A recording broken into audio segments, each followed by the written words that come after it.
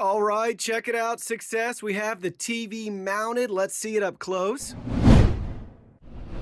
Hey everyone, today in this video, I'm going to be checking out the Mounting Dream TV wall mount for most TVs ranging from 26 to 55 inches. If you're interested in this wall mount or you want to find out more about it, the link to it will be in the video description. So first thing we're going to do is we're going to choose our configuration. This will vary depending on your TV. If it's anywhere between 75 by 75 and 200 by 200, you're going to just use this bracket and you're done. Yay, good for you. For everybody else, you got to find what your TV's size is. In our case, we'll be mounting this with the 400 by 200 VESA mount. So that's how we're going to set this up. So pay attention to how everything looks right here, how it's set up. So in this case, it's going to be just like this. And we're going to take the two left. They're going to go on the left right here. It looks like just like so. So left there. And then we have left at the bottom. That's going to come out. And then we got our two rights, should be like that, and like that. And we're gonna take the 8 screws right here with our included tool and fasten them in place. All right, so we have it assembled right here, getting the 400 by 200 configuration. See how we have it? Check it out from both sides. Pay attention where the logo is. The screws will go through on the back side and you'll tighten them in place, just like so. Now it's time to connect this to the back of our TV. For this step, you'll be using a combination of the TV mounting hardware right here. Hopefully they have the correct bolts and size for you and your TV. They give you quite a variety to choose from.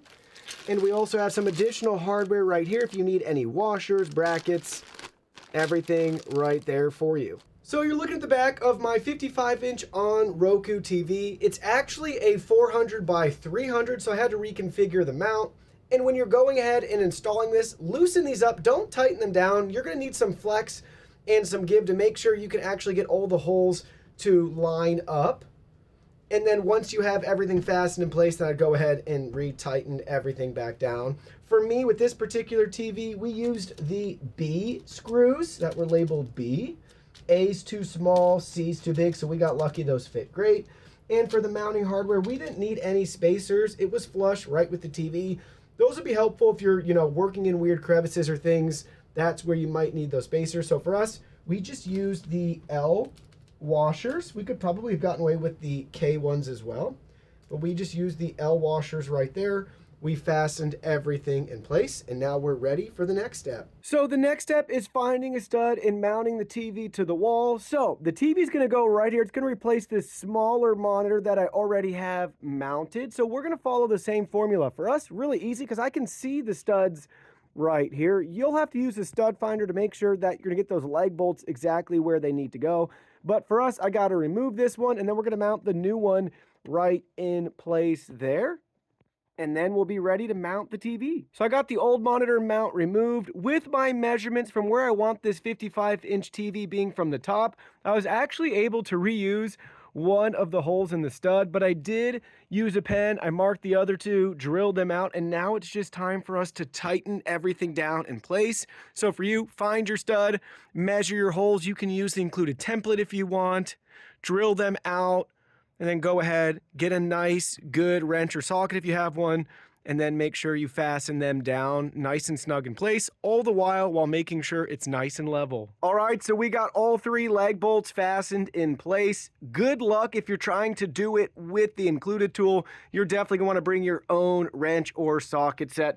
The middle one's the easiest one to do. There's plenty of space, but I did notice for the top and for the bottom right here, when I tried to use my fancy wrench, you can see once we tightened it in to a certain level, then this piece blocks it. So we had to painfully regroup every time to fasten both of these. Same with the top right here, it will get stuck. So just keep that in mind. If you're using your own tool, you might have to really crank it down manually the last little bit. These two pieces get in the way. So I wish they just extended this bracket another inch. Would it be that hard? Another ½ an inch, and put that down here so we don't ever have that issue. That's what I'd like to see different, but everything looks great. Make sure you got the up arrow in the right direction as well. Now it's time to put our TV on. All right, check it out, success. We have the TV mounted. Let's see it up close. So here it is from the back side right there. It just rests right on top. It just drops in right there. And then you can use the included Allen wrench to adjust both sides for the tilt. And then we take those last two screws and fasten them in place here. So the TV is now connected to this arm, so it's not going to fall. It's a nice little safety measure there.